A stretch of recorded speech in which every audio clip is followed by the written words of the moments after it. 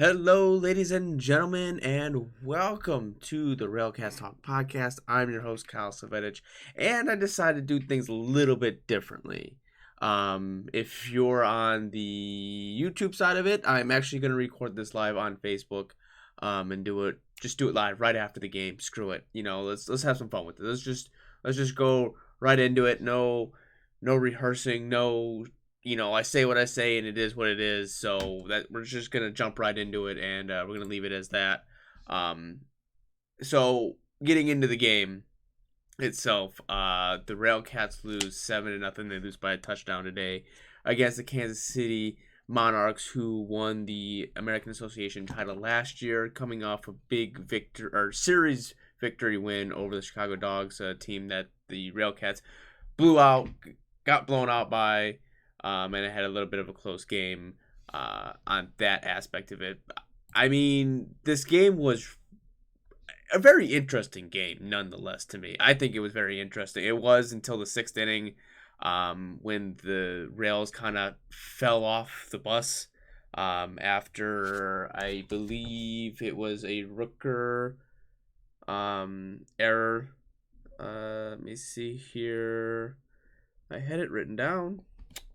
I believe it was a Rooker error that was left field, where the error happened, and that just kind of deflated the team a little bit. I mean, and then they had to drop third strike on Irwin, or well, on Jackson Smith, that Chris Irwin threw, and then it kind of just another revolving door. I guess that was back in the second was the error. Yeah, that's right. The first run was an error, in the seventh inning with Rooker. I mean, he kind of just muffed the ball a little bit. It was kind of one of those hard ones. I mean, I think Adam Heidenfelder played a terrific game. His stat line, looking, he pitched 5 innings, gave up 3 hits, 1 run that was unearned, 1 walk and 4 strikeouts. I mean, he's more of a contact pitcher as is. So it was just kind of one of those like, oh, that kind of sucked that he's gonna get the loss, and he ended up getting the loss in it anyways. It just that sucked. You expect to pitch very well, and that's what ends happening. And then in the sixth, Carlos Vega comes in and he gives up a single, strikes out a guy, walks, single, strikes out a guy, and then I think that drop third strike came into play, but I believe Chris Irwin came in. So what ended up happening was, Carlos got the guy on a single, then a walk, and a walk that loaded the bases. Then Irwin gave up that walk, or that single, to left field. Thompson hit it, and then that scored the 2 runs, that were all acquitted towards Vega. And then Irwin came in, he got a strikeout, and then the drop third against Gillespie, which was kind of like, I don't really think you could blame Smith on the failure to catch the ball, because the way the ball broke, I think it was more of a slider. The way the ball broke, it broke towards his right knee, and it was just one of those. It just broke so far that there was nothing he could really do about it, and that just kind of opened up the floodgates. Then he gave up a double, hit by pitch, another walk. It just brought in. I mean, they had a 5-run sixth inning, and that's where the wheels kind of fell off. I mean, I think the issue is what we're getting into, which was something that I was fearful for. I mean, we're 10 games in, and you're starting to get the identity of the Railcats here, and it's not a pretty one. It really isn't. You have games where the starting pitching does outstanding. I mean, realistically, I think you might have, well, I would really say you've only really had one bad game where starting pitching kind of was like, yeah, that was kind of starting pitching, was the opening day, where Cuello pitched and against the Salt Lake Dogs, and I mean, he even finished a full inning. He got hurt, so I mean, it could have been something wrong. But I mean, other than that, you look at the rest. I mean, yes, they got blown out by Chicago, but all the runs were basically off of errors, and there was mistakes that happened. I mean, I was thinking throughout, before the game started. I said a lot of times you can win or you can lose a game in the first, but you can't win the game. And I think if the RailCats can stay, if they don't give up any runs in the first at least 3 innings, they have a better shot. They gave 1 run in the first or in the second. It was off an error, and that was one of those where I was like, okay, yep, that hurt. But in the long run of things, is they said it on the broadcast. I believe it was Ryan said it. Was I think that we're getting the issue where the pitchers are putting so much stress on themselves that they got to make the perfect pitch, and when they don't make the perfect pitch, that's when things end up happening to them, and that's when things get out of hand because the offense isn't that. The offense isn't producing. I mean, heading out to the last inning, you had from not the last inning, from the first out in the eighth to the second out in the sixth, you had 1, 2, 3, 4, 5, 6 straight strikeouts. And there was no, I mean, they struck out 18 times. Yeah, Kansas City struck out 12, but 18 times, sure, it's going to be very hard to win a game when you strike out 18 times. I mean, the positive to me was Jackson Smith. I mean, he got on base the first 2 times. He's a ball magnet, man. That guy, he's gonna have to. I like Jackson. He's really grown on me. I think he's a wonderful defensive catcher. Yes, he may have an error on him or with the drop third, but I mean that's a small blemish. I mean, he could have thrown out 2 people today if the middle field is something going on with that middle infielding there with Lingua and Woodworth. I don't know what the communication is. Why are they not paying attention? Like the delay steals, are those getting them? Because this is the second night in a row where the first time the delay steal didn't work, but this time it did work because no one's covering the bag. Smith would have had 2 people dead to rights. I think he has a cannon back there. I think he has good instinct. I think he can get the ball. I mean, the ball that was thrown to get the out in what was it? The first inning, I think it was. Yeah, the first inning. It was kind of up, and he kind of had to double clutch a little bit, but he threw it on. He threw it on a dot, and Lingua got the tag down. That was good on his part. That's what you want to see. You need that kind of. But then there was the pass ball that didn't work out. That just kind of that stuff is just like they have to stay away from. If the the issue is if the RailCats want to win games, they have to play perfect. There's just they're gonna have to. There's not they are not. They're offensively not there. You're not seeing the power. You're not seeing consecutive hits. You're not seeing the people from last year converting into this year. Your Tom Wall Ravens, your Lingua, Cruz. I mean, you brought Cruz in for a reason for the power, and he hasn't given that to you. Now, granted, it's still early. I mean, there's still 90 games left. You're only 10 games in the season. It's still early. I mean, today was bitterly cold. I mean, the past 2 days were brutally cold, and that was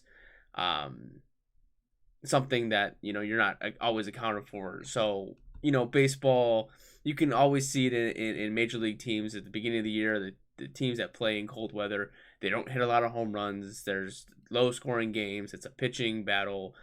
Just because it's cold, it's harder to hit the ball.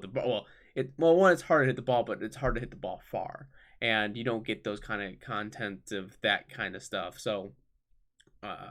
But I mean, you're facing a Kansas City team that for up through the 6th inning, I mean, you were neck and neck with. Yeah, you were only down by 1 run, but it was a pitching duel, and then you took out Adam Heidenfelder, and then it just kind of all kind of got jumbled up in the mess, and it kind of went from there. I mean, after the sixth inning, you gave up or one more run, and if you didn't have that sixth inning, you say you maybe give up another one or two. The game's going to be 3-0, 4-0, and that's a little bit more respect to seven. You put up a touchdown, and an extra point. You're like, oh, that kind of sucks. On that aspect of it. So there's not a lot to take from this game. It was kind of one of those games that you thought was going to go halfway decent, and it really ended up not. Um, yeah, that was a tough one. I mean, I the positives for me, my pick to click early was Adam Heidenfelder, because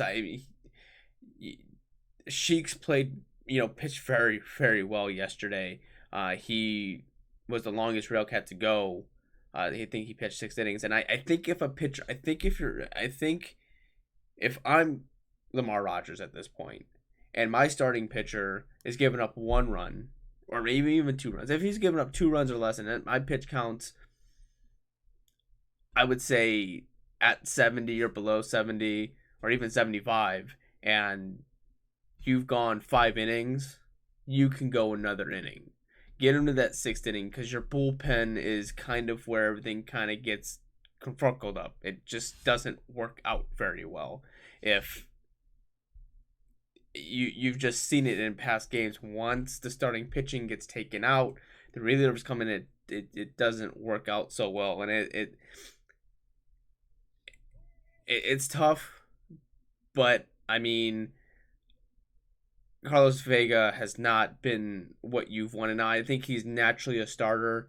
Been kind of put in this reliever role right now because of the way that Lamar is running his team. Which, I mean, you're running your team however you want to run your team. You want to run your pitching staff however. That's go right ahead and do it. I just don't think people are quite used to it. So I think it's just a system that has been put in place that they're adjusting on the fly. Like I said, they didn't really have a lot of time to really kind of mess with this kind of stuff. I mean, it was bam right in the season. Here we go. I mean, it's easier to sit there and talk about it, but it's harder to do it. And you can't really practice it, if that makes sense. You can't have a practice game because it's not, if I'm being honest, if our pitchers are pitching live BP to our batters, they really haven't done much. So it's kind of hard for them to get, gauge exactly where you're at. You're playing a very good Kansas City team who has a lot of MLB experience on there. I mean, you have Vlad Jr.'s cousin playing. I mean, Adams won a World Series. Like, you have the list just goes on and on of all the people that you can look into it, but they built a good. There's a reason why they won it last year. So I will take the first half of this game and go, you know what? If the Railcats, I have a feeling, are going to lose a lot closer games that are low scoring because their offense can't get around. If this offense can get hot and this pitching can stay hot, watch out. Watch out. That's all I got. I gotta watch out. But it's not there. I can say, yeah, watch out, but it's not there. It's not, there's no producing anything. And I think, I don't know if it's to, I think personally, I think they need to stop complaining when, well, how should I take this? Let me take it back a step. The umpires in the American Association aren't very good. There's a reason they're in the American Association, right? They're just not very good. We're just gonna lay it out. This is the last time we'll talk about it. They're not very good. Okay. There's a couple pitches that Heidenfelder got or didn't get that he should have gotten. There's a couple of them that Carusa that when he was in that it was like, oh boy, that was, or even Irwin got a couple, like, oh, okay, come on, like, but it's still on this other side. I mean, Belzer played a hell of a game. Lindgren, they all combined a no shutout or a shutout game. But it's just a couple of those, like, all right, it is what it is. But I like looking at a scorebook, and I don't like seeing backwards Ks. I don't like seeing it. I don't like seeing it for a home team. I love seeing it for the away team, but not for the team you're cheering for. And you know, it's one of those that it's tough for me to be happy when I look at it back. I just don't like backwards Ks. It's just one of those things. Um, Offensively, Jackson Smith, I think he played a heck of a game. He had a double. Got hit by a pitch twice, and then he had a backwards K. But it was one of those that he got fooled. A couple of them got fooled on him, and you could tell it on their face, like, yeah, we got fooled. But the ones where they sit there and turn around and look at the umpire, like, oh, that's not a strike. It is what it is. Go on, get better.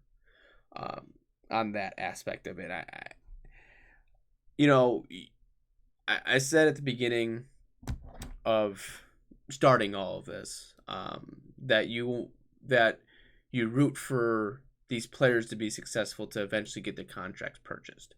There's no quote unquote dogging on the players because they're still trying to fight to get to something or somewhere.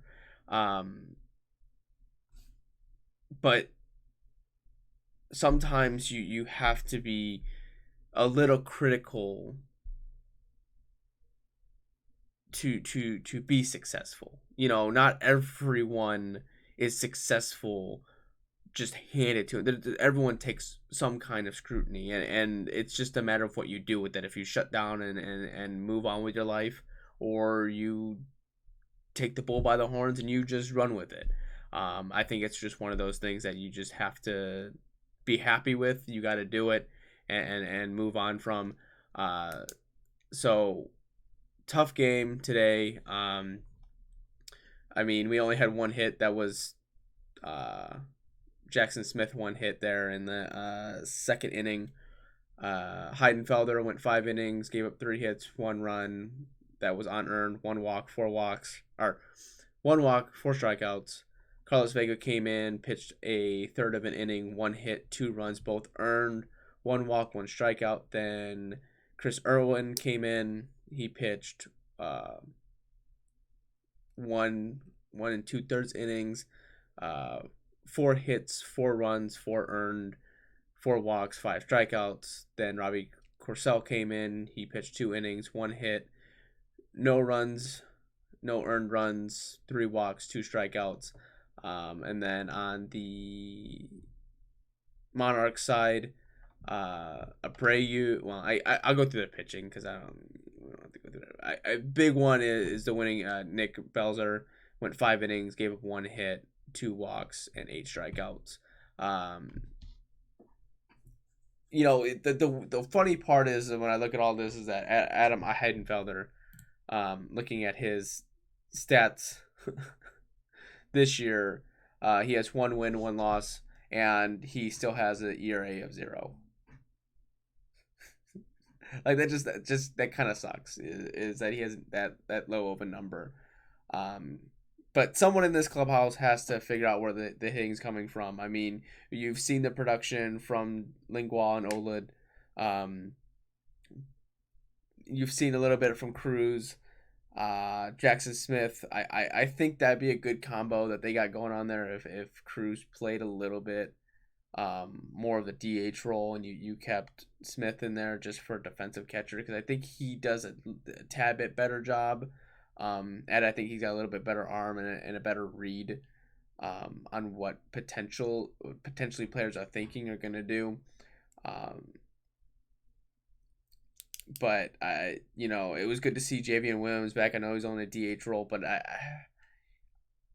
I think he's more of a defensive player than he is maybe more of an offensive player, and that's not a knock. I listen. I'm all for defense. Be defensive, play defensive, use your speed. Play small ball. That's the kind of person I was when I played. I wasn't a 500 hitter hitting 20 home runs. Like I didn't hit a single home run in my entire life. Like I had a couple inside the park home runs, but nothing over the fence. I just wasn't. I didn't have the power. I had the speed. I had the defensive ability to play, but I never really had the batting ability. Once I got in the high school level, it was just kind of, someone that's 5-2 doesn't really, it doesn't really help out a lot and stuff like that. So um I don't know if we have enough bats in the lineup that can be consecutive and stay hot through the entire year. Um, so on and so forth, of what we should be doing. Because I just looking at their batting average: 414, 226, 405, 128, 324, 222, 242, 231, 158, and then you go to us, it's 179, 220, 222, 189, 111, 200, 194, 117, 250, 205. Like, you're not going to win games. It's just that's it, if you don't score runs, you're not going to win games. So we'll see. I know it's going to be a very tough series. Um, I know tomorrow's an early game, 11 o'clock game. I do have my tickets for that game, so I will be there at that game. So I won't probably be doing a podcast like this, right? I'll probably go back to the old school way. The only time I'll really do this is if I have time, if I'm going to sit there, and do it. Um, but so for people listening on YouTube, this was on Facebook Live. So be sure to follow me on Facebook at RailCats Talk podcast. I think it's just RailCats Talk. But people, if you're listening on Facebook, be sure to go over there on YouTube. Follow me over there. Subscribe, comment if you missed anything, and be sure to follow me on Twitter. I try to take both Facebook and Twitter. I try to do both when I can, but I'm more active on Twitter just because I think little bit more people are active on Twitter, but then I think the fan base is more on Facebook, if that makes sense. I'm not really sure how I'm gonna once I get a good feel of how it all kind of sets up. That's when I'll kind of go with either or. I tried something today, had the game pulled up on my computer on one computer screen, and the other computer screen I had Facebook and Twitter pulled up, and I just typed away when I could. But once the game kind of got out of hand, I was like, yeah, I'm not going to be that guy that's just like, oh, yeah, they scored 7 runs and blah, blah, blah. I'll just wait till after the game to talk about it. But yeah, with that being said, I'll go ahead and wrap this up. I appreciate everyone that has listened. Make sure to like, comment, subscribe, all that good stuff. Follow me. I know the game wasn't the way we wanted it to be, but, I promise one game I will be on. I will watch. I will sit down, be able to watch one RailCats game and them win, and me be excited for a podcast, because every time they freaking won, I've either been at work or I had a headache from left field. Wasn't able to do anything. So I promise there will be one time out of these next 90 days or 90 games that I'll be on, and it be in a positive note, and we can actually have some positive things to talk about, not 25 minutes of me groping and complaining. But that being said, I'm done wasting enough of your time. Have a good rest of your day, rest of your night, whenever you listen to this, and go Cats.